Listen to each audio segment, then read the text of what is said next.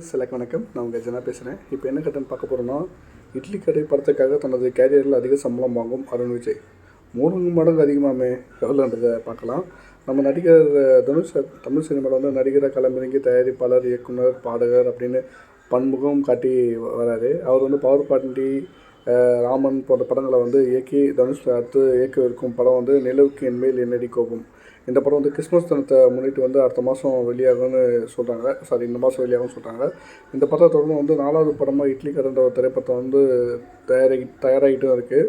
இதில் வந்து என்னென்னா, டான் பிக்சர்ஸ் நிறுவனம் தயாரிக்கும் இந்த படம் வந்து கிராமத்துக்கு கதைக்காலத்தில் வந்து உருவாக்கி இருக்கிறதா சொல்லப்படுது. அதேமாதிரி அருண் விஜய், நம்ம ராஜ்கிரண், நித்யா மேனன் இந்த மாதிரி பலர் இந்த படத்தில் நடிக்க இருக்காங்க.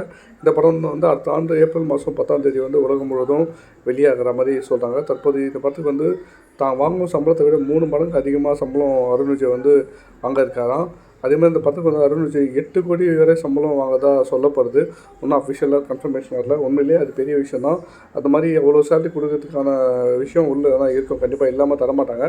அருண் விஜய் சொல்லலாம், ஒரு ஆக்ஷன்லேயும் சரி, டான்ஸ்லேயும் சரி, பர்ஃபார்மன்ஸும் சரி. அப்போது இந்த படத்தில் வந்து ஒரு பெரிய சம்பவம் பண்ணுவார்னு பார்க்கலாம். கண்டிப்பாக என்னோட தெரிஞ்சுட்டு பேசுவோம். தேங்க்யூ.